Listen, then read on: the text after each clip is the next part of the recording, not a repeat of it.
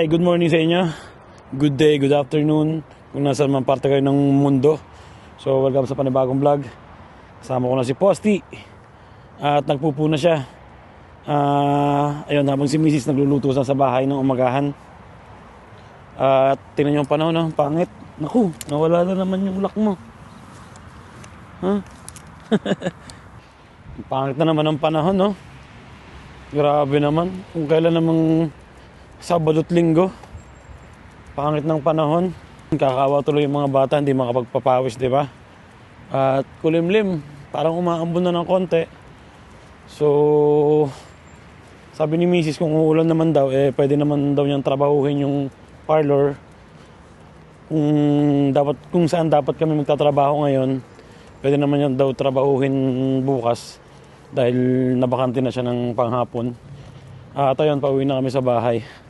Umagahan at tingnan natin kung anong gagawin namin. Nakita niyo yung kaibigan niyo. Russell, buongiorno. Buongiorno. Eccola. Era, che te fai qui? Vedi? Andito na ako sa bahay. Ayun, na araw na. Eee! Tapos tumawag si Tito Owen, yung tito ni Mrs. Nagayayang mag-gala.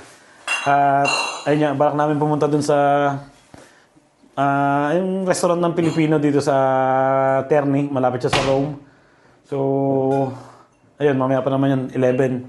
Anong oras na ngayon? Magta-10 pa lang. So, mag-uumagahan muna ako.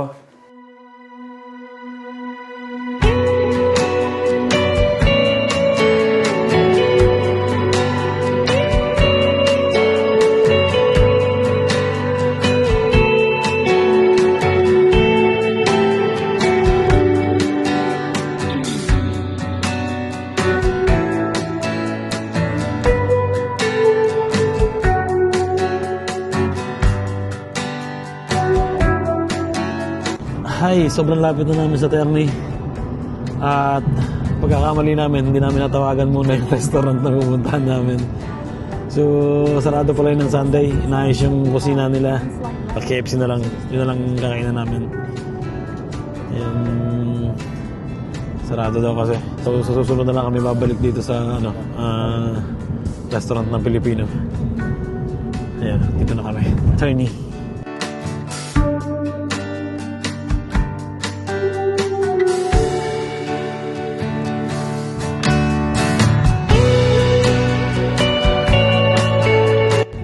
Dito na kami sa Terni, yun. Daming mga naglalakad, oh.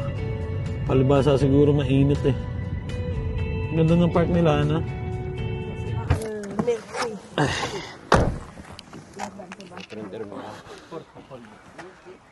Ito lapon.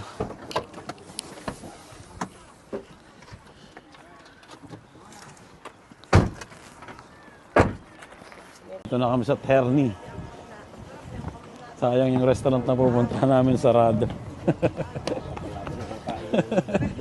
Hindi pa naman kami kumain ng umagahan. Kunti lang hindi nyo kinain ko ng umagahan, eh. Wala kami dahil sa bulalo na eh.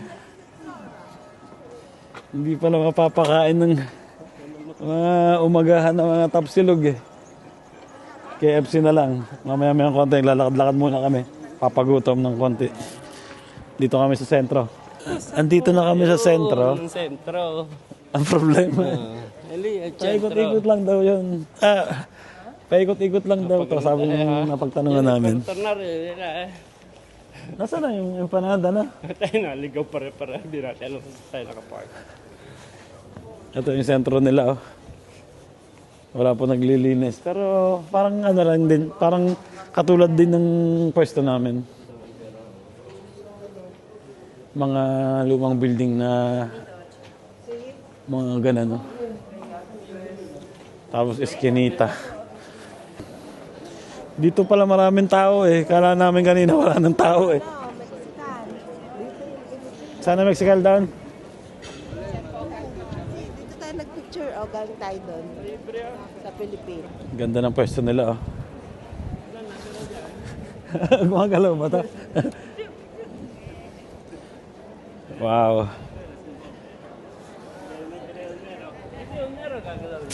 Baka swertehin eh, yung ihimas, di ba?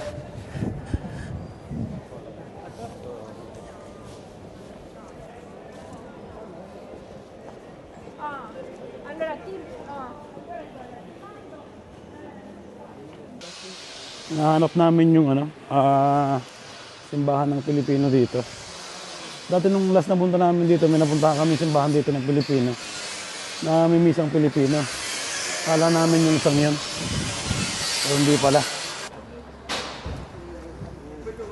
Ito yata, yan. Di ba ano yan? Church. Laki rin ng sentro nito eh. Kaya dito yung ate ko. Kaya alam kong tinawagan ko siya, wala daw siya ngayon doon sa bahay nila. May trabaho. Diba? Trabaho kahit Sunday. Parang yung lugar na ito katulad sa amin sa sentro ng Perugia, Italy. Mga ganito rin yung mga building.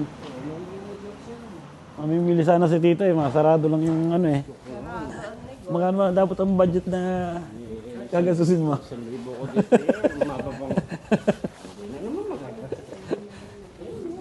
Sarado na rin to. Ang dami nagsasarado dito ng mga negosyo. Online kasi, tsaka sa Lando. Ito yung simbahan ng Pilipino, sarado ngayon. Alam misa. Siguro mamaya pa. Kasi dumaan kami dito noon, tanda ko, hapon. Siguro mga 3 or 4. Yun, may may misa. Yan sarado na yung mga negosyo. Ano to, sinehan?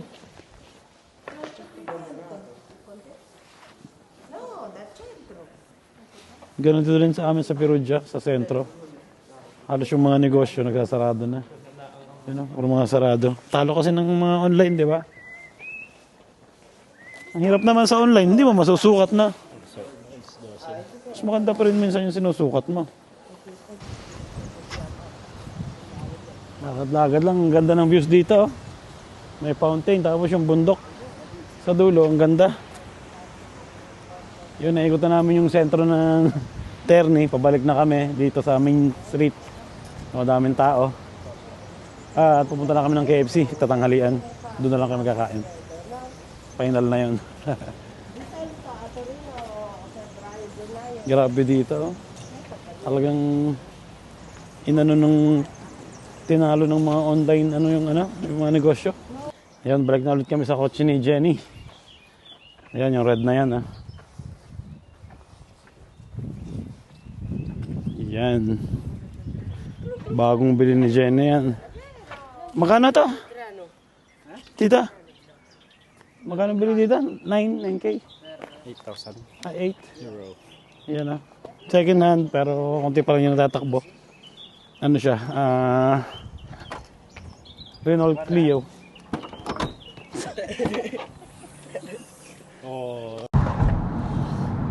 Ay, pawisan kami sa maglalakad. Mainit ngayon dito. Antok na si Mrs.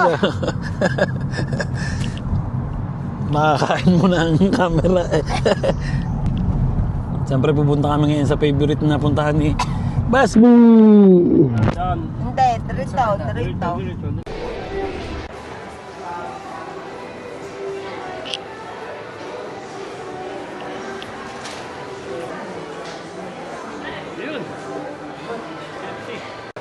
Hi, andito na kami sa KFC.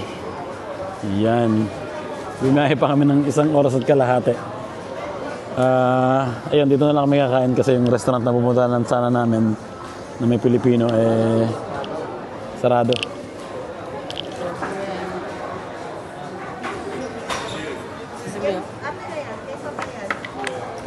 Basti. Kain na po. Kain na po. Tapos na kaya? Oo, kanina pa kami dito. Natin namin kayo na pabalik. Paano magagala?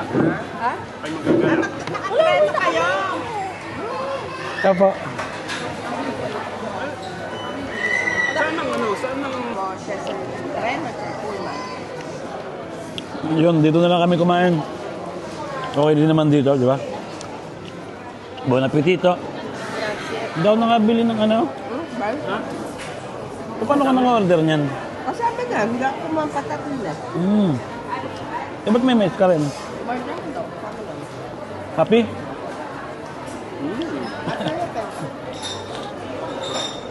Tapos meron akong sauce na manghang dito. Gusto mo manghang na sauce? Pikante.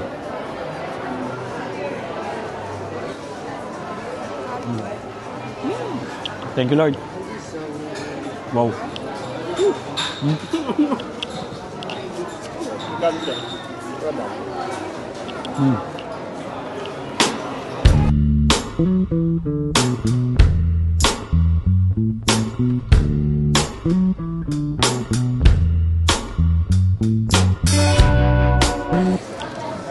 Order ako ng hot sauce.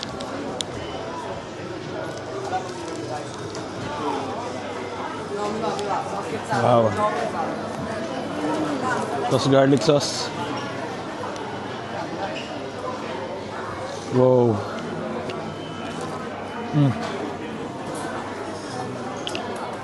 Kailan magbubukas yung Blue Lagoon?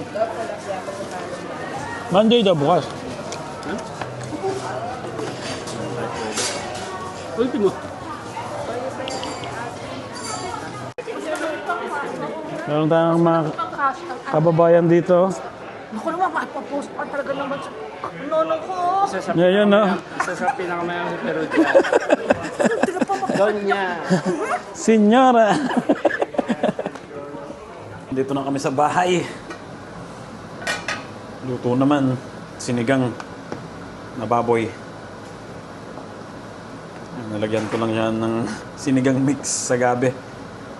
Wow, bango. Napakulan ko lang itong labanos.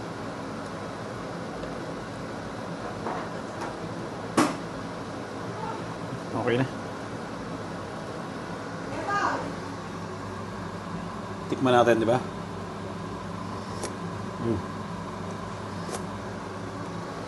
Wow.